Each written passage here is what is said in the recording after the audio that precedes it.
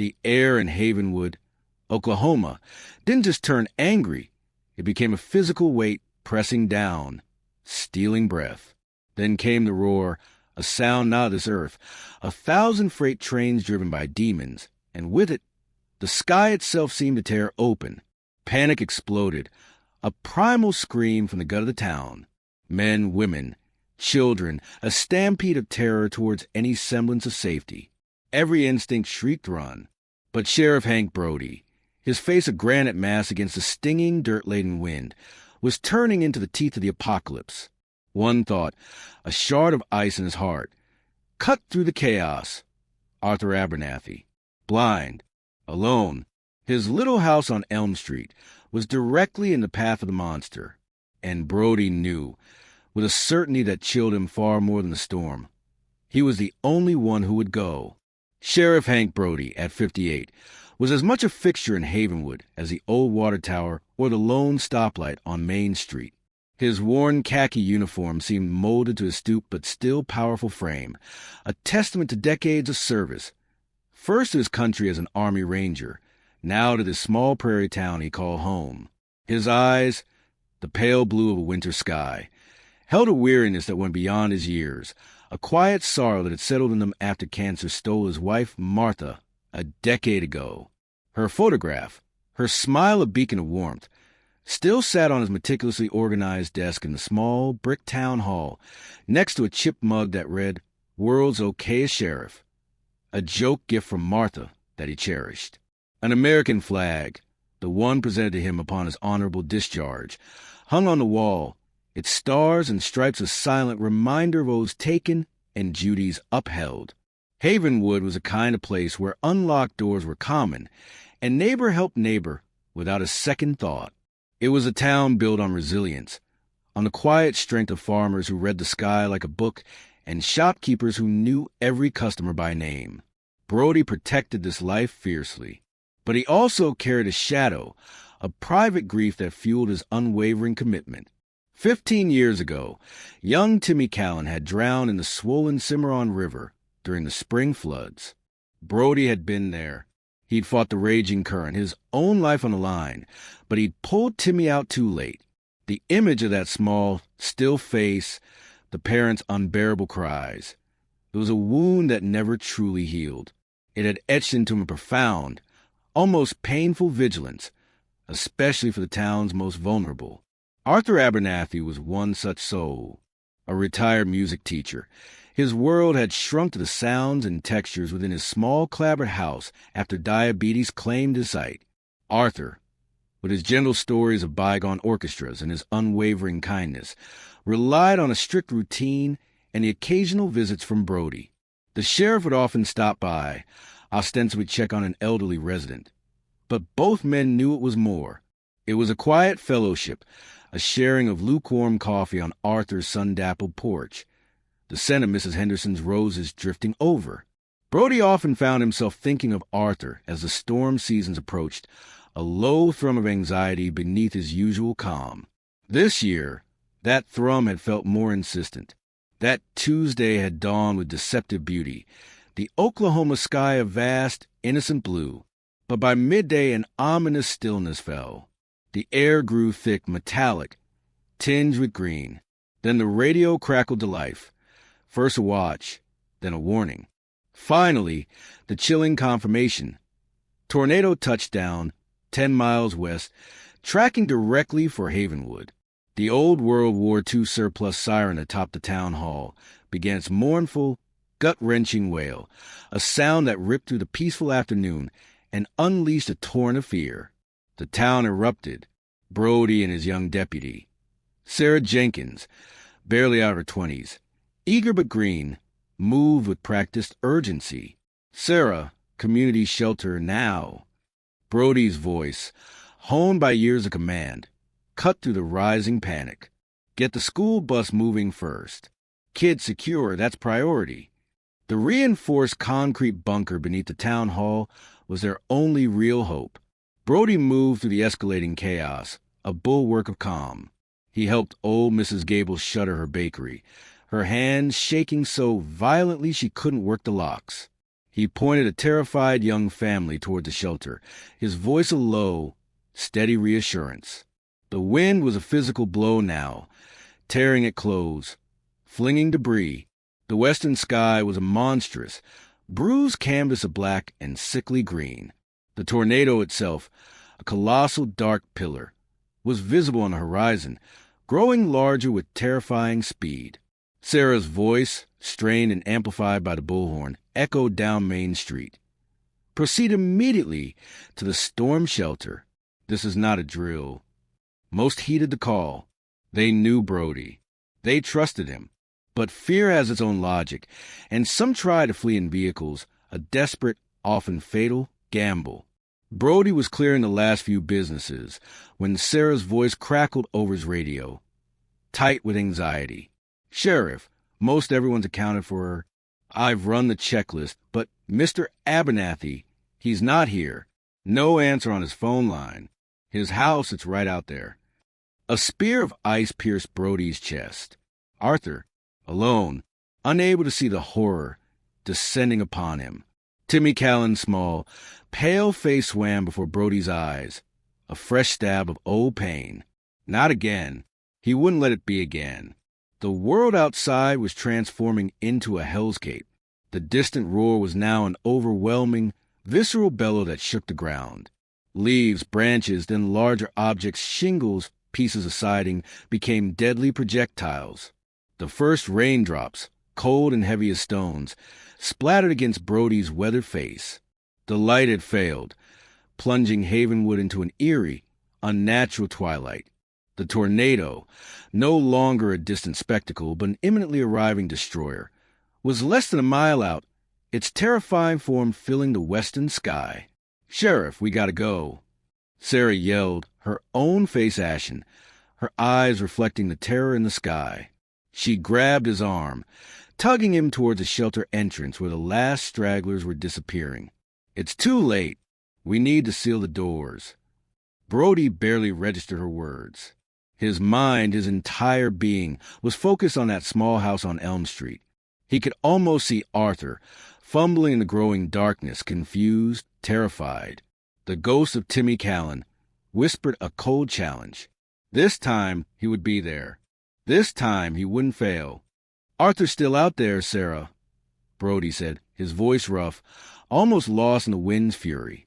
"I'm going." "No. Sheriff, you can't. It's its certain death." Her grip tightened, desperate. He looked at her then, and in his eyes, she saw something that stopped her cold, not recklessness, but an iron will, forged in duty and tempered by old grief. "Get in the shelter, deputy," he commanded, his tone leaving no room for argument. "Keep everyone calm. That's an order." He gently disengaged her hand. He didn't look back. He turned away from the relative safety of the concrete bunker towards a maelstrom. He pulled his Stetson down hard, grabbed a heavy maglite from his belt, and gave a fleeting thought to the first aid kit in his cruiser, now useless as the streets became impassable. This would be a grim pilgrimage on foot. The wind hit him like a linebacker, a malevolent force intent on hurling him back. Rain, driven with needle-like ferocity, blinded him. He leaned into it, a lone figure battling the primordial rage of the storm, moving against the last desperate currents of fleeing humanity. He passed a hardware store. Its plate glass window bulged inward with an ominous, cracking groan. A child's red wagon tumbled past, swept up like a discarded leaf. He pointed a frantic, older couple toward the shelter, his voice a bark against the wind, never breaking stride. His world had narrowed to a single point, Arthur's house. Every step was an agonizing victory. The air was a choking soup of dust, rain, and flying debris, splintered with jagged pieces of metal, things he couldn't identify. He shielded his face with one arm, squinting against the assault. The tornado's roar was a physical pressure now, vibrating in his teeth, making his ears pop. It was close. Impossibly, terrifyingly close. He fought his way onto Elm Street, the final stretch before the open plains where Arthur lived. The devastation here was already profound. Century-old oaks lay like fallen giants, their roots ripped from the earth. Power lines, snapped and live, writhed on the broken pavement, spitting blue-white sparks. He navigated the deadly dance with an ingrained battlefield awareness, his mind automatically assessing threats, plotting the least perilous route. Fear, cold and sharp, pricked at him, but years of facing danger and the deeper, more potent drive of his mission held it in check. He thought of Martha's quiet strength. He thought of Timmy. He would not falter. Arthur Abernathy's small, white house appeared through the swirling curtain of debris, looking impossibly fragile, like a child's toy in the path of a battering ram. The porch swing, a familiar sight, was now a thrashing captive, straining against its chains. The front door hung crookedly, banging against the frame with each violent gust. A cold dread tightened Brody's chest. He forced his legs into a stumbling run, scrambling over a fallen section of picket fence. "Arthur!" he bellowed, his voice shredded by the wind. But he yelled again, louder, pouring every ounce of his will into the sound. "Arthur, it's Sheriff Brody. I'm here." He reached the porch, kicked aside a shattered planter, and wrenched the splintered door open. The small living room was a shambles, plunged into near darkness. Furniture lay overturned, glass crunched underfoot, and there, in the center of the chaos, was Arthur. He was on the floor, his thin frame trembling, one hand outstretched, patting the floor in a desperate search. His white mobility cane lay a few feet away, tantalizingly out of reach. He'd clearly fallen in the disorienting gloom and terror. Arthur. Brody was beside him in 2 strides, his large hand surprisingly gentle on the old man's shoulder. Arthur started violently. Then a wave of disbelief and profound relief washed over his face as he recognized the sheriff's voice, a lifeline in the abyss. "Sheriff Brody? Oh, my dear God! Is it you?" His voice was a thin, reedy whisper. "The wind! I heard it. I tried for the cellar steps, but I tripped. I couldn't find my cane. I thought, it's all right, Arthur." "I'm here now," Brody said, his voice a low rumble of reassurance against the storm's unholy chorus. "We're getting out. Right now. Together." The house groaned around them, a deep, structural sigh that spoke of imminent collapse. A sharp crack echoed from the ceiling as a support beam splintered, sending a shower of plaster and dust raining down. "No, Sheriff," Arthur pleaded, his voice gaining a surprising, frail strength. "You must go. Save yourself. I'll just be a burden. I'm too old, too slow." Brody's grip on his arm tightened, an anchor of resolve. "Not a chance, Arthur. We leave together or not at all. Can you stand?" He found the cane, pressing its familiar comfort into Arthur's trembling hand. With Brody's strong arm supporting him, the old man struggled painfully to his feet, a sharp hiss of pain escaping his lips. His ankle, Brody saw it was already swelling. This was going to be a brutal extraction. "The town hall shelter, Arthur," Brody yelled, his mouth close to the old man's ear. "It's not far, but the devil himself is at our heels. Stay right with me. Hold on to my arm like your life depends on it, because it does."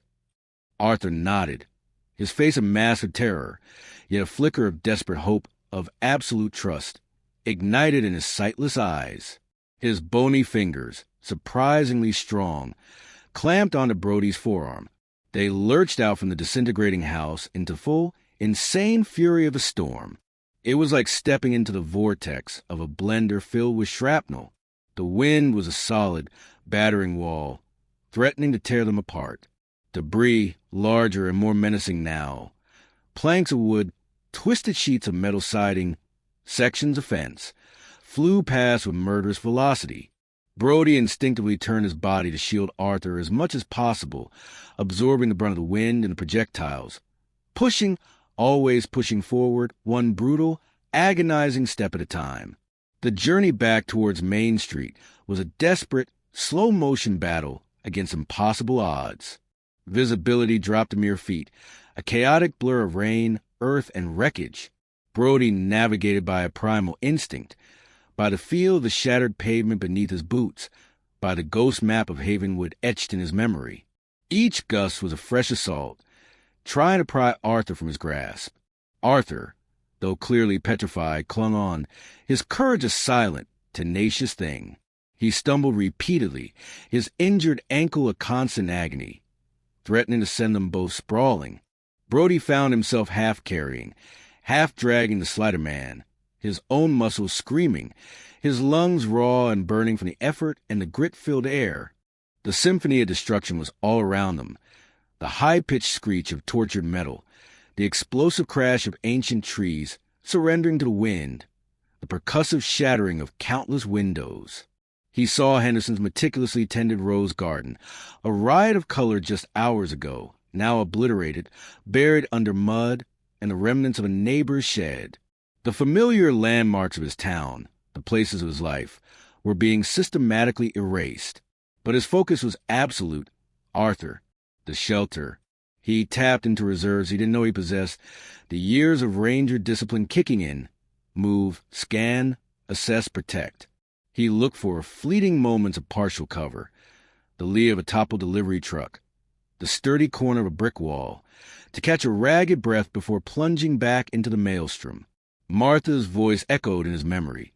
From a time he'd faced a different kind of hell. You're stronger than you know, Hank. Dig deeper. He dug. For Arthur. For Timmy. For Havenwood. They were approaching Main Street, or what was left of it. Brody recognized a mangled, twisted sign of the Havenwood diner, now hanging by a single groaning bolt. The shelter was less than a block away, but it felt like miles. The main funnel, a monstrous, seething column of black, was now tearing through the western edge of town, its terrifying roar of physical assault. Its outer bands, a chaotic swirl of wind and debris so dense it was like being inside a dark, malevolent cloud, were directly upon them. The pressure dropped precipitously, sucking the air from his lungs. Arthur was making small, choked sound of terror, his body limp against Brody's. Suddenly, with an explosive crack that sounded like artillery fire and a blinding shower of blue-white sparks, a massive utility pole directly ahead of them toppled, crashing across the road with live wires thrashing and spitting like a nest of electric vipers.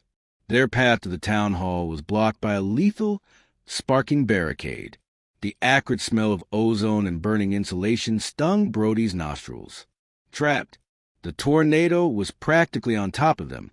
This way, sharp right, Brody bellowed, yanking Arthur violently away from the deadly, arcing wires. He saw the brick facade of Miller's Hardware, a building that had stood for nearly a century, begin to ripple and groan. The heavy, corrugated metal awning above its entrance, already battered and torn, was peeling away from the wall.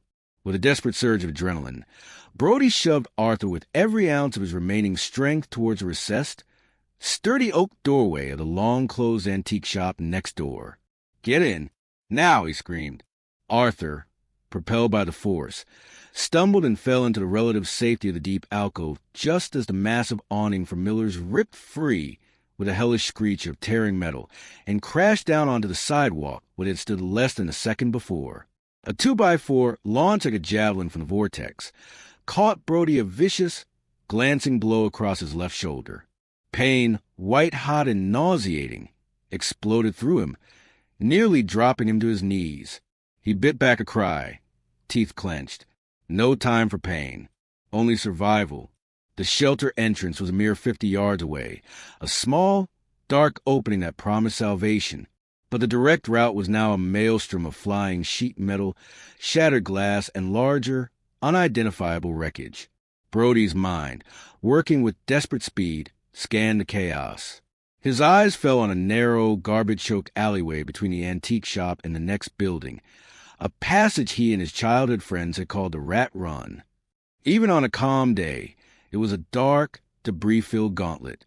Now, it looked like a wind tunnel designed by a madman, but it angled towards the rear of the town hall. It was their only hope. A terrifying, last-ditch gamble. "Arthur, hold on. We're going through here," Brody yelled, his voice cracking. pulling the now almost unresponsive blind man towards the narrow gap. He had to physically drag Arthur, who seemed to have retreated deep within himself, his body a dead weight. The wind howled to a confined space of the alley with amplified fury, a screaming vortex that funneled debris with even greater velocity. They fought their way through the treacherous passage, Brody kicking aside overturned bins and tangled metal, shielding Arthur's head with his good arm, his injured shoulder a burning agony. Something sharp, a piece of flying glass perhaps, laid open his cheek, warm blood trickling down his jaw, but he barely felt it. They stumbled out of the alley's far end, disoriented, battered, but miraculously closer to the shelter. The primary funnel of the tornado was now horrifically close, a colossal, devouring maw of black, its roar consuming all thought, all sound. It was tearing apart the buildings on the far side of Main Street, reducing them to dust and splinters with contemptuous ease. They had mere seconds. Brody saw the heavy steel door of the storm shelter, and with a final, guttural roar of his own, a desperate burst of primal energy, he propelled Arthur forward. Deputy Sarah Jenkins and two burly farmers, their faces etched with grim determination and terror, were at the door, straining with all their might to hold it open against the monstrous suction. Their eyes, wide with fear, registered a flash of disbelief, then an explosion of desperate relief as they saw Brody and Arthur emerge from the swirling hell. "Sheriff!" Sarah cried, her voice a thin thread against the storm's cosmic scream. With the absolute last of his strength, Brody shoved Arthur Abernathy through the narrow opening. Arthur collapsed into the waiting arms inside. Then, as the men began to lose their heroic battle with the door, as it started to swing shut under the immense pressure, Brody launched himself, a desperate, falling lunge, throwing his battered body into the rapidly closing gap. He tumbled headlong into the dim light of the shelter just as Sarah and the others, with collective, desperate heave, slammed the massive steel door shut. Heavy bolts shot home with a series of resounding, final clangs. A microsecond later, the full, unimaginable fury of the F5 tornado struck the town hall directly above them. The reinforced concrete walls of the shelter hummed and vibrated like a tuning fork, and the sound was as if the very fabric of creation was being rent asunder. But they were inside. Against all odds, they were safe. For a long, breathless minute, there was only the sound of ragged, gasping breaths and the terrifying, muffled roar of the storm raging just inches away beyond the steel and concrete. Then, a collective shudder ran through the crowded shelter, followed by soft sobs of relief, whimpers of disbelief. Arthur Abernathy, trembling like a leaf in a gale, his face streaked with mud, rain, and tears, reached out blindly, his hands fluttering in the dim emergency light until they found Brody's arm. He clung to it, his knuckles white, his whole body shaking. Sheriff Brody," Arthur choked out, his voice thick with an almost unbearable wave of emotion. You saved me. You came back. You truly came back for me." Fresh tears streamed down his weathered cheeks, cutting clean paths through the grime of the storm. I was certain it was the end." Brody, slumped against the cold, damp concrete wall, his injured shoulder a galaxy of throbbing pain, his body bruised and screaming for rest, could only manage a faint nod. Words were beyond him, a profound wave of exhaustion, so deep it was almost a physical blow, threatened to pull him under, but beneath it, mixed with the pain and the weariness, was a sensation he hadn't truly felt in 15 long, agonizing years, a quiet, piercing sense of peace, of a terrible burden finally eased. He had faced a monster, faced his own deepest fears, confronted the ghost of Timmy Cowan in the heart of the storm, and this time, he had not failed. The townsfolk, who had witnessed those final heart-stopping seconds of the desperate rescue, with a mixture of horror and transfixed hope, now stare at Sheriff Hank Brody with something akin to holy reverence. Whispers, hushed and awestruck, "He did it. He saved Arthur. I can't believe he went out there," rippled to the huddled, frightened crowd. Children, who had been wailing in their mother's arms, peeked out, their fear momentarily eclipsed by a child's pure, uncomplicated admiration for a real-life hero. Sarah Jenkins was at his side in an instant, her youthful face pale but her professional composure reasserting itself, though her eyes shone with unshed tears. "Sheriff, your shoulder and your face, you're bleeding badly. Let me get the kit." She began to gently assess the damage, her touch surprisingly deft. Someone pressed a canteen of water into Brody's trembling hand, and he drank the cool liquid a balm to his raw throat. The emergency lights in the shelter flickered once, twice, then held steady, powered by the town hall's robust generator. The terrifying symphony of destruction outside continued unabated, the ground shaking, the very air vibrating with the tornado's passage. But inside, within those concrete walls, a fragile sanctuary had been forged, a bond of shared terror, miraculous survival, and overwhelming gratitude. The fear was still a palpable entity in the close, damp air, but it was now interwoven with profound sense of community, of lives snatched back from the brink. Hank Brody leaned his head back, closing his eyes against the throbbing in his shoulder and the deeper ache of exhaustion. The image of Timmy Callan still flickered at the edge of his consciousness, but for the first time in years, it wasn't accompanied by a fresh stab of guilt. It was softer, a memory, still sad, but no longer a damning accusation. He had kept his silent vow. Hours later, when the unholy roar finally receded, fading into an eerie, dripping silence, the heavy steel door of the shelter was cautiously unbolted. What greeted the survivors was a scene of apocalyptic devastation. Havenwood, their proud, pretty Havenwood, was a broken, bleeding ruin. Buildings were flattened, reduced to jagged piles of splintered wood and twisted metal. Trees, ancient and strong, were uprooted, stripped bare, their limbs scattered like broken bones. Cars lay overturned, crushed like discarded toys. Main Street, the heart of their community, was an unrecognizable wasteland. A gray, oppressive silence, heavy with the smell of wet earth and shattered lives, hung over the wreckage, broken only by the mournful drip of lingering rain from denuded branches and the distant, sorrowful howl of a lost dog. Yet, amidst the staggering destruction, the spirit of Havenwood, though battered and bruised, was not extinguished. As the townsfolk emerged, blinking in the pale, watery sunlight that tentatively pierced the retreating storm clouds, they did not succumb to despair. Instead, after the initial shock, they began to move, to call out for neighbors, to assess the damage, to do what Americans have always done when faced with the unthinkable. They began to help one another, to clear the rubble, to search, to save. Sheriff Hank Brody, his left arm now crudely but effectively bandaged in a sling fashioned by Sarah from a torn emergency blanket, was among the first to step out into the desolation. Despite the screaming pain in his shoulder, despite the bone-deep exhaustion that pulled at every fiber of his being, he moved through the debris-strewn landscape, his presence a steadying force, directing, organizing, offering what quiet comfort he could. Arthur Abernathy, miraculously suffering only a badly sprained ankle, a few broken ribs, and a constellation of bruises, was gently helped to a makeshift first-aid station being set up by the volunteer fire department near the miraculously still-standing town flagpole.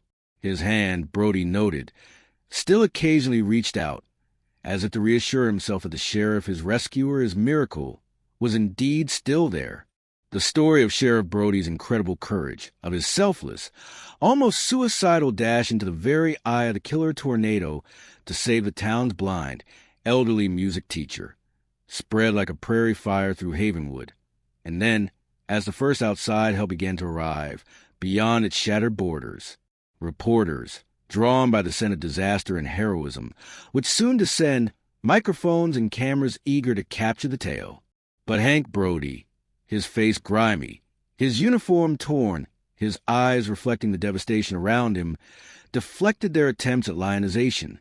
He'd just been doing his job, he said, his voice low and tired. There were people who needed help. He didn't see himself as a hero.